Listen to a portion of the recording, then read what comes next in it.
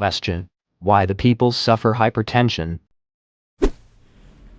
सवाल ये पूछा गया है कि हाइपरटेंशन क्यों हो जाता है, या आम बोलचाल की भाषा में बोलें तो लोगों को ब्लड प्रेशर की शिकायत क्यों हो जाती है। ये बहुत ही अच्छा क्वेश्चन है, मैं इसका जवाब दूंगा। लेकिन उससे पहले कि मैं आपको इस क्वेश्चन का आंसर करूं, दो बातें आपको समझने की ज़रूरत है। नंबर एक, कि आपका इस समस्या का मैग्नीट्यूड क्या है। हिंदुस्तान में एडल्ट पॉपुलेशन में 3 में से 1 बंदे को ब्लड प्रेशर की शिकायत है, और 50% लोगों को तो ये पता ही नहीं होता कि उनको ब्लड प्रेशर है।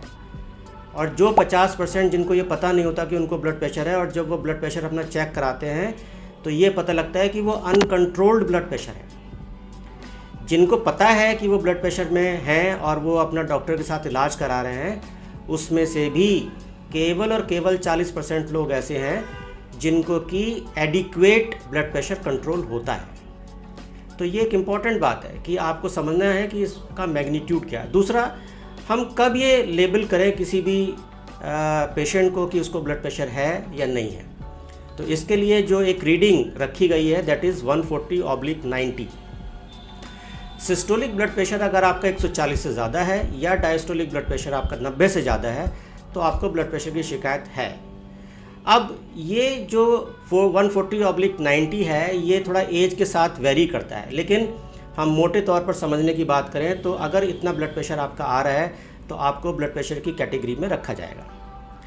अब मैं आता हूँ आपके मूल सवाल पर कि ये ब्लड प्रेशर हो क्यों जाता है।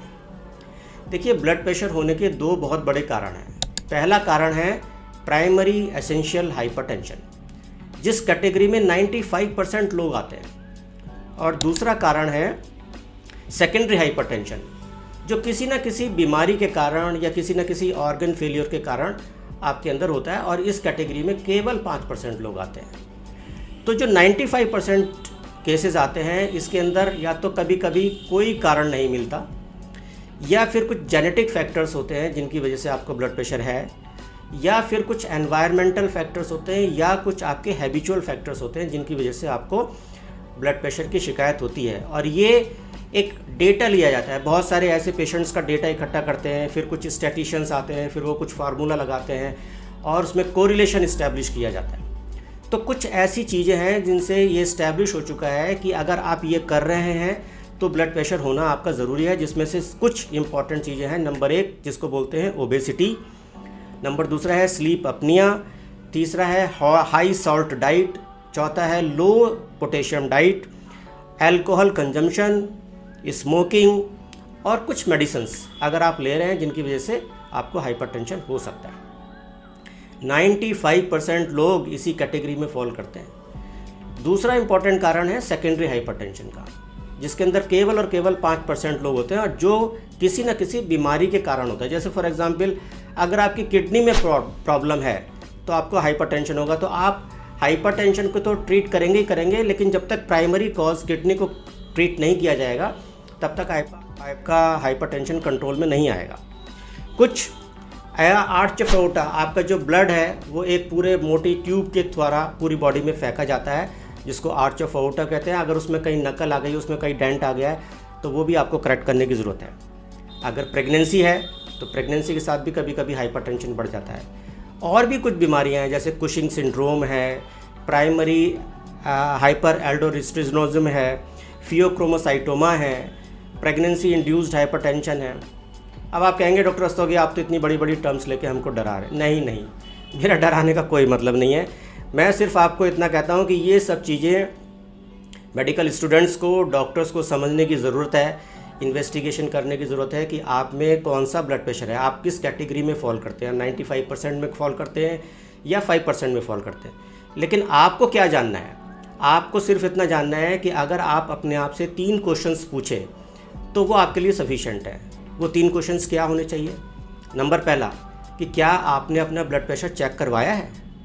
इस क्वेश्चन को अगर आप पूछेंगे और इसका जवाब यदि नहीं है तो आप सबसे पहले अपना ब्लड प्रेशर चेक कराइए, क्योंकि जैसे मैंने आपको बताया कि 50% लोग ऐसे होते हैं जब वो ब्लड प्रेशर पहले चेक कराते हैं तो अनकंट्रोल्ड स्थिति में होते हैं। मतलब आपने अपना ब्लड प्रेशर पहली बार चेक कराया और आपका ब्लड प्रेशर निकला 180/120, जो कि खतरनाक है, अनकंट्रोल्ड है।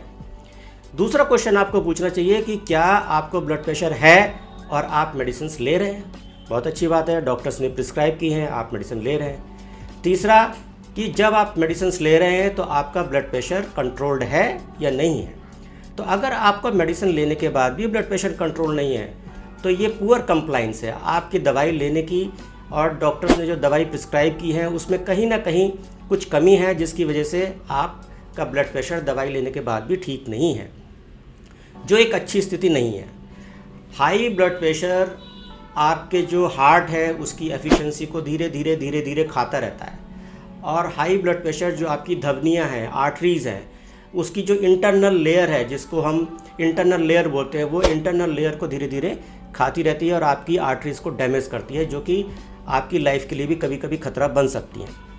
तो आपको ये बहुत ज़रूरी है कि ये समझें कि आप ब्लड प्रेशर के शिकार हैं या नहीं हैं। आप दवाइयाँ ले रहे हैं तो दवाइयाँ ऐसी ले रहे हैं जिससे कि आपका ब्लड प्रेशर कंट्रोल्ड है या नहीं है। एक बात मैं जो आपको सब लोगों को बताना चाहूँगा वो ये कि कभी भी सेल्फ मेडिकेशन ना करें, क्योंकि आपको नहीं मालूम, आपके केमिस्ट को भी नहीं मालूम कि आप 95% कैटेगरी में आते हो या 5% कैटेगरी में आते हो। अगर बिना सोचे समझे, बिना इन्वेस्टिगेट किए आप मेडिकेशन ले रहे हैं तो वो हो सकता है कि दूसरी कैटेगरी की मेडिसिन आप दूसरी कैटेगरी में ले रहे हैं, जिससे आपको नुकसान हो सकता है। तो आप सेल्फ मेडिकेशन ना करें, केमिस्ट के बताए हुए मेडिकेशंस पे ना चलें, प्रॉपर इन्वेस्टिगेशन करके प्रॉपर ट्रीटमेंट लें और अपना ब्लड प्रेशर कंट्रोल रखें। तो आगे हम ये बताएंगे कि ऐसे क्या तरीके हैं जिनसे कि हम बच सकते हैं, बिना डॉक्टरी सलाह के और बिना पैसा खर्च किए हम अपना ब्लड प्रेशर कैसे कंट्रोल कर सकते हैं। इन सब बातों को जानने के लिए आप बने रहिए हमारे दूसरे वीडियो में। नमस्कार, तब तक के लिए मैं आपसे विदा लेता हूँ। Thank you very much.